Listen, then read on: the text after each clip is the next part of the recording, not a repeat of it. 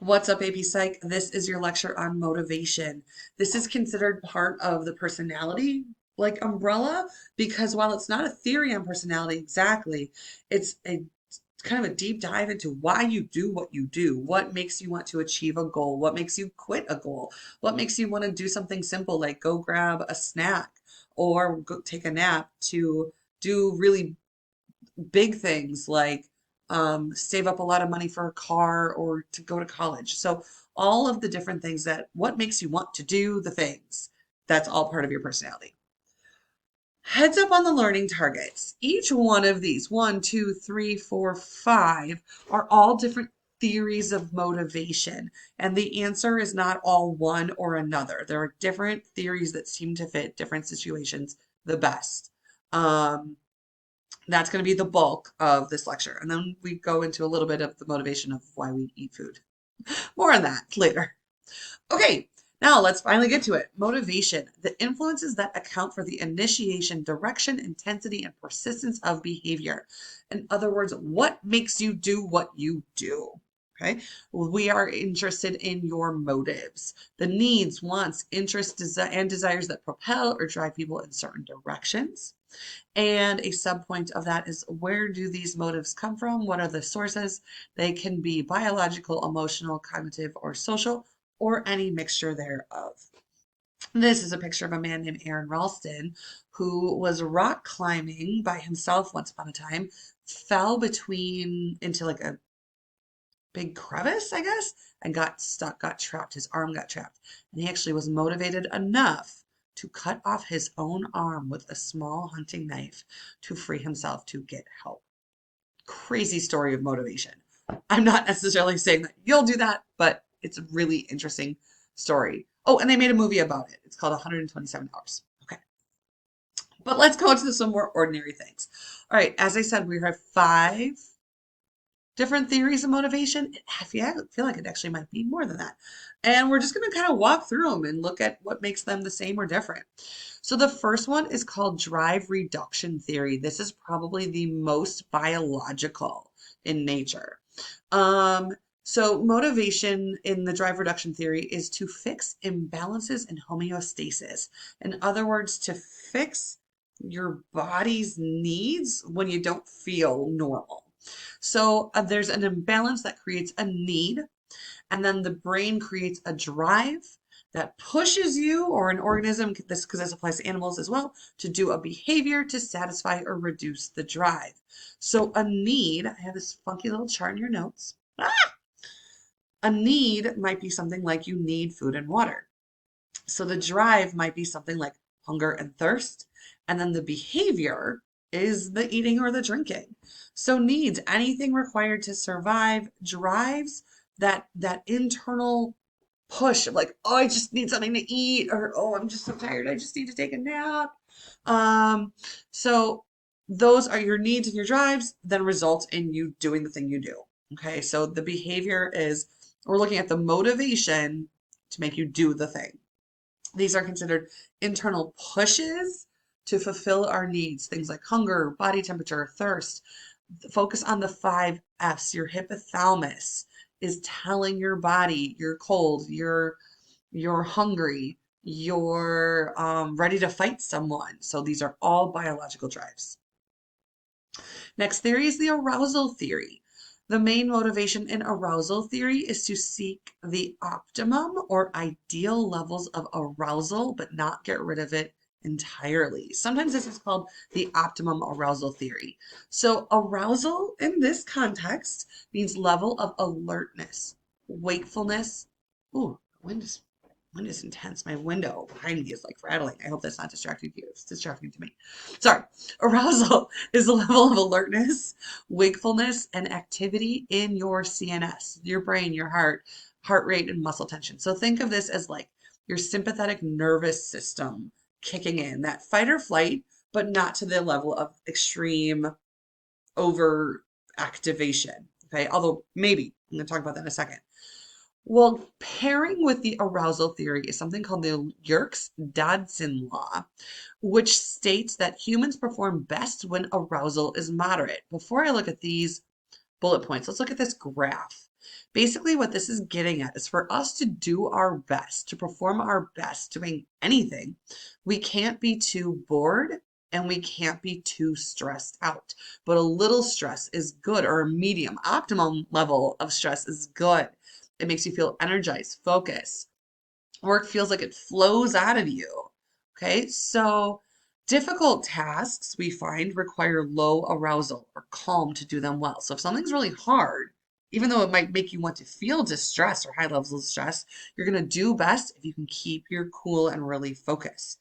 Easy tasks require high arousal, excitement to do them well. So if something is too boring, you're probably going to be sloppy and not do it very well. So if it's easy, you have to find a way to get excited about it. And so no matter what, we want to hit this middle level. You have this graph in your notes.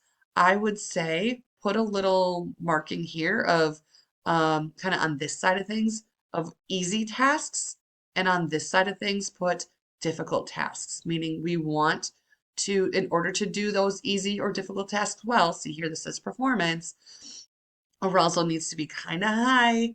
I'm sorry, kind of on the lower side, sorry, kind of on the lower side for difficult things and on the higher side for easy things.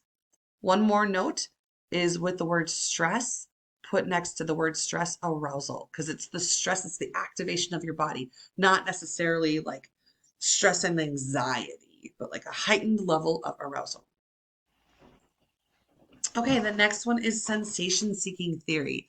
This is when your motivation is to seek a varied or novel experience or simply stimulation. You are looking to increase your arousal, like you're looking for some excitement or you're curious or you want to explore.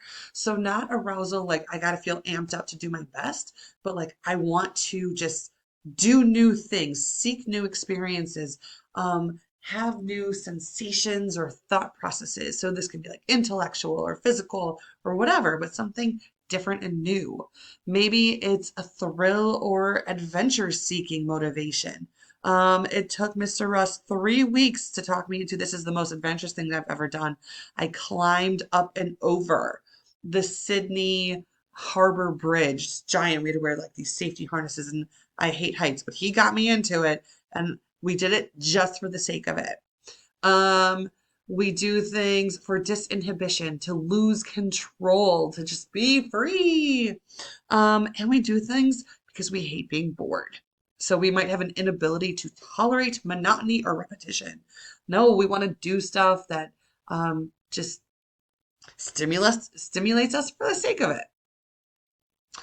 Self-determination theory, that we do things to satisfy our needs for competence, autonomy, and relatedness. Um, Things that prove that we're good at what we do. This one, put a little note, this is kind of text heavy, but put a little note somewhere around this one that this is very often related to academic or professional goals. It can easily also be like I learned how to fix my car, fix something around my house, or something like that. But more often than not, this is pertaining to being good at your job and feeling proud of it, as you can see from my pictures. This supports our desire for affiliation and achievement. Affiliation meaning you feel a part of a group that's achieving, that's like working towards something. Fulfilling these needs often reduces stress and boosts health and self-esteem. So when you reach your goals, or if you can find a job or an academic setting that helps you feel like you're really reaching your potential, it can be really good for your self-esteem and yes, even your physical health. And a lot of times this is directly tied into intrinsic and extrinsic motivation. Are you doing something because you enjoy it, purely for the satisfaction? It's an internal thing. If you are, you're more likely to work harder and produce higher quality work. But if you do something for extrinsic motivation, it means you're probably doing something for a concrete, tangible reward. It tends to be what we consider external, like a paycheck. And if you do something just for a prize or just for something like a paycheck, just as a means to get by, or like just for someone else to acknowledge what you've done, that's fine, but it can undermine the quality of performance because you're not really doing it for yourself. You're doing it for some other outside reason, which leads to the incentive theory. This is the idea that we do things to gain rewards and avoid punishments for a behavior. The incentive, the word incentive means a positive or negative stimuli that may influence our behaviors into action. These are extrinsic. Yes, the same as extrinsic from the previous slide, meaning maybe you get a star, you're getting star stickers to earn more recess, or you're getting a paycheck, or you get good grades to earn, um, I don't know, a new car, um, or you're doing something like you clean your room so you, I don't know, don't have a curfew for Friday night. So there's a lot of overlap with reinforcements here from our learning unit, but nonetheless, incentive theory, doing things because you get something from it. This has potential to motivate your behavior quite a bit if you're interested in the incentive. So, like if someone offered me $5 to do something, $5 isn't really that significant to me compared to my paycheck. So I might not be as motivated as, say, like a little kid, or even maybe I would be motivated if I have no money on me and I really want a bag of chips. This can overlap from biological and cognitive factors, things that we think we want, and things that we actually physically want. And the more immediate the incentive, the greater the effect. If we know we're going to get that prize, that reward, that benefit right away, we're more likely to do the behavior right away. Not quite done. Two more, right? This was definitely more than five. I don't know where I got that from. Instinct and revolutionary theory. We can kind of split these up, but we're really gonna lump them together because both get at the need to survive or spread our genes. So we do things for survival or reproduction. So this is based on instincts. The innate, here's a definition. This is a tricky one, and this will come up on test questions. I've seen it a lot. Instincts are innate, fixed patterns of behavior in animals in response to certain stimuli. This is predisposed by genes. Oh, just like drive reduction, this is another one that's highly biological in nature. These actions are not learned and they are seen throughout a species. So this is also one that most psychologists feel like is not really a human behavior. Babies have some motivation reflexes. Like they seem to instinctually know how to find food, like when you stroke their cheek and then they kind of look for their food source.